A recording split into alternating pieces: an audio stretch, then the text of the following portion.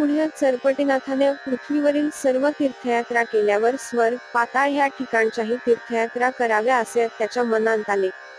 मग त्याने बदरिकाश्रमास जाऊन उमाकांताचे दर्शन घेतले. तेथे त्याने या नास्त्राचा प्रयोग सिद्ध करून भस्म कपाळास लावून स्वर्गी गमन केले. तो प्रथम सत्यलोकास गेला व ब्रह्मदेवाच्या पाया पडून व हात जोडून जवळ उभा राहिला. तेव्हा हा योगी कोण कुठून आला याची ब्रह्मदेव चौकशी करू लागला असता नारद तेथे होताच त्याने चरपटीनाथाचा जन्मापासून सर्व वृत्तांत त्यास निवेदन केला. तो ऐकून घेऊन ब्रह्मदेवाने त्यास मांडीवर बसविल्यानंतर येण्याचे कारण विचारल्यावर तुमच्या दर्शनासाठी आलो चरपटीनाथाने सांगितले. मग ब्रह्मदेवाच्या आग्रहास्तव तो तेथे 1 वर्ष राहिला. चरपटीनाथ व नारद एकमेकास न विसंबिता एक विचाराने राहत असत. एके दिवशी नारद अमरपुरीस गेला असता यावे कळींचे नारद असे इंद्राने सहज विनोदाने त्यास म्हटले. ते अशब्द ऐकताच नारदास अतिशय राग आला. मग तो कळीचा प्रसंग तुझवर आणीन असं मनात योजून नारद तेथून चालता झाला. काही दिवस लोटल्यानंतर चरपटीनाथाकडून इंद्राची फटफुजिती व दुर्दशा करण्याचा नारदाने घाट घातला. एके दिवशी फिरावया करिता नारद चरपटीनाथास बरोबर घेऊन इंद्राच्या बागेत गेला. जाते वेळी चरपटीनाथ हळू चालत होता. तेव्हा अशा चालण्याने मजल कशी उरकेल म्हणून नारदाने त्यास म्हटल्यावर चरपटीनाथाने उत्तर दिले की आमची मनुष्याची चालावयाची गती इतकीच. जलद जाण्याचा एखादा उपाय तुमच्याजवळ असल्यास तो योजून मला घेऊन चला. तेव्हा नारदाने त्यास गमनकला अर्पण केली. ती कला विष्णूने नारदाला दिली होती. ती चरपटीनाथास अनायास प्राप्त झाली. तिचा गुण असा आहे की अतिकला साध्य असणाऱ्याचा जेथे जावयाचे असेल तेथे ती घेऊन जाते व त्रिभुवनांत काय चालले आहे हे डोळ्यापुढे दिसते. कोणाचे आयुष्य किती आहे, कोण कुठे आहे, मागे काय झाले, सध्या काय होत आहे व पुढेही काय होणार वगैरे सर्व कळते. अशी ती गमनकला चरपटीनाथास प्राप्त होताच त्या समर्पणी आनंद झाला. मग ते उभयता 1 निमिषांत अमरपुरीस इंद्राच्या पुष्पवटिकेत गेले. तेथे आम्हाला येथील फळे खाण्याची इच्छा झाली आहे असे चरपटीनाथाने नारदास म्हटले. मग तुला तसे करण्यास कोण हरकत करतो असे नारदाने उत्तर दिल्यावर चरपटीने यथेच्छा फळे तोडून खाल्ली. नंतर तेथील बरीच फुले तोडून सत्यलोकास ब्रह्मदेव देवपूजस बसले होते तेथे त्यांच्याजवळ नेऊन ठेवली. याप्रमाणे ते नित्य इंद्राच्या बागेत जाऊन फळे खात व फुले घेऊन जात.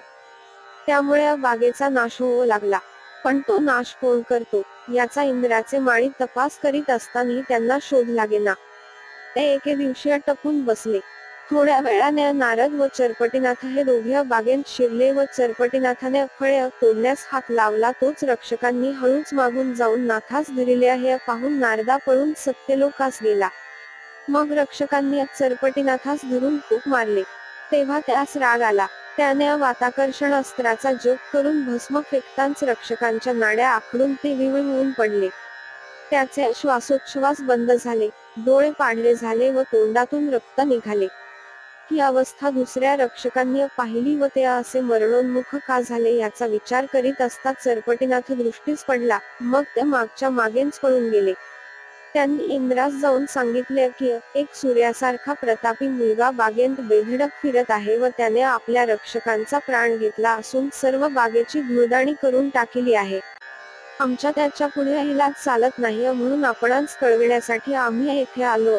हे ऐकून त्याच्याशी युद्ध करून त्यास जिंकण्याकरिता इंद्राने सर्व देवांना पाठविले. महासागराप्रमाणे देवांची ती अपार सेना पाहून चरपटीनाथाने वाताकर्षण अस्त्राने सर्वांस मरणप्राय केले. युद्धास गेलेल्या देवसैन्याची काय दशा झाली याचा शोध आणावयास इंद्राने काही अद्भुत श्वासोच्छवास कोंडून मरावयास टेकल्याची बातमी इंद्रास सांगितली व ते म्हणाले की तो येथे येऊन नगरी ओस पाडून तुमचाही प्राण घेईल. तो लहान बाळ दिसतो, परंतु केवळ काळासारखा भासत आहे. हे ऐकून इंद्रास धसका बसला. त्याने ऐरावत तयार करण्यास सांगितले. तेव्हा हे म्हणाले, त्या बालकाच्या हातात धनुष्यबाण नाही की अस्त्र नाही, कोणती गुप्तविद्या त्यास साध्य झाली आहे. तिच्या साह्याने प्राणी तडफडून मरण्याच्या बेतास येतो. आपण तेथे जाऊन नये, काय इलाज करणे तो येथून करावा. नाही तर शंकरास साह्यास आणावे म्हणजे तो देवास उठवेल. हेरांचे ते भाषण ऐकून इंद्र कैलासास गेला व शंकराच्या पायांकडून झालेला सर्व वृत्तांत सांगून या अरिष्टातून सोडविण्याकरिता प्रार्थना करू लागला. त्या समय तुझा शत्रू कोण आहे म्हणून शंकराने विचारल्यावर इंद्र म्हणाला, मी अजून त्यास पाहिले नाही. त्याने माझ्या बागेचा नाश केल्यावरून मी सैन्य पाठविले, परंतु ते सर्व मरणप्राय झाले, म्हणून मी पळून येथे आलो आहे. मग शत्रूवर जाण्यासाठी शंकराने आपल्या गणांचा आज्ञा केली व विष्णूस येण्यासाठीचाही निरोप पाठविला. मग अष्टभैरव, अष्टपुत्र, गण असा शतकोटी समुदाय समागमे घेऊन शंकर अमरावतीस गेले. त्यांस पाहताच सरपटीनाथाने वाताकर्षण मंत्राने भस्म मंत्रून फेकले, त्यामुळे शंकरासुद्धा सर्वांची मागच्यासारखीच अवस्था झाली. इंद्र, शंकर व सर्व सेना मूर्छित पडलेली पाहून नारद इंद्राकडे पाहून हंसू लागला. नरदास मात्र घटकाभर चांगलीच करमणूक झाली. शिवाच्या दूतांनी वैकुंठीस जाऊन हा अत्यद्भुत प्रकार विष्णूला सांगितला. मग 56 कोटी गण घेऊन विष्णू अमरावतीस आला व शंकरासुद्धा सर्वांस सचेतन पडलेले पाहून संतापला. त्याने आपल्या गणांस युद्ध करण्याची आज्ञा दिली. तेव्हा सरपटीनाथाने विष्णूच्या सुदर्शनाचा, गांडीवाचा व इतर शस्त्रास्त्रांचा उपयोग होऊ नये म्हणून मोहनास्त्राची योजना केली. मग वाताकर्षण मंत्राने भस्म फेकताच संपूर्ण विष्णुगणांची अवस्था सदरप्रमाणे झाली. आपल्या गणांची अशी दुर्दशा झालेली पाहून विष्णूने सुदर्शनाची योजना केली. विष्णूने महाकोपास येऊन ते आवेशाने प्रेरिले, पण ते नाथाजवळ जाताच मोहनास्त्रांत सांपड्यामुळे दुर्बल झाले. पिप्पलायन हा प्रत्यक्ष नारायण, त्याचाच अवतार हा सरपटीनाथ अर्थात हा आपला स्वामी ठरतो, वगैरे विचार सुदर्शनाने करून नाथास नमन केले व ते त्याच्या उजव्या हातात जाऊन राहिल्या हातात सुदर्शन आल्यामुळे सरपटीनाथ प्रत्यक्ष विष्णू असाच भासू लागला. शत्रूच्या हातात सुदर्शन पाहून विष्णूस आश्चर्य वाटले. मग विष्णू नाथाजवळ येऊ लागला. तेव्हा त्याने वाताकर्षणास्त्राची विष्णूवर प्रेरणा केली. त्यामुळे विष्णू धाडकन जमिनीवर पडला. त्याच्या हातातली गदा पडली व शंख वगैरे आयुधेही गळाली. मग सरपटीनाथ विष्णूजवळ येऊन त्यास न्याहाळून पाहू लागला. त्याने त्याच्या गळ्यांतील वैजयंती माळ काढून घेतली. मुहूर्त, शंख, गदा ही देखील घेतली. नंतर तो शंकराजवळ गेला व त्याची आयुधे घेऊन सत्यलोकास जाऊन ब्रह्मदेवासमोर उभा राहिला.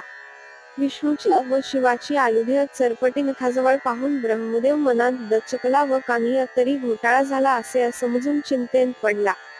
मग नाथास मांडीवर बसवून ही आयुधे कोठून आणलीच असे त्याने त्याला युक्तीने विचारले. तेव्हा सरपटीने घडलेला सर्व वृत्तांत त्यास सांगितला. तो ऐकून ब्रह्मा घाबरला व त्यास म्हणाला, बाळ, विष्णू माझा बाप व तुझा आजा होता. महादेव तर सर्व जगाचे आराध्य दैवत होय. त्या दोघे गतप्राण झाले तर पृथ्वी निराश्रित होऊन आपले काही चालणार नाही.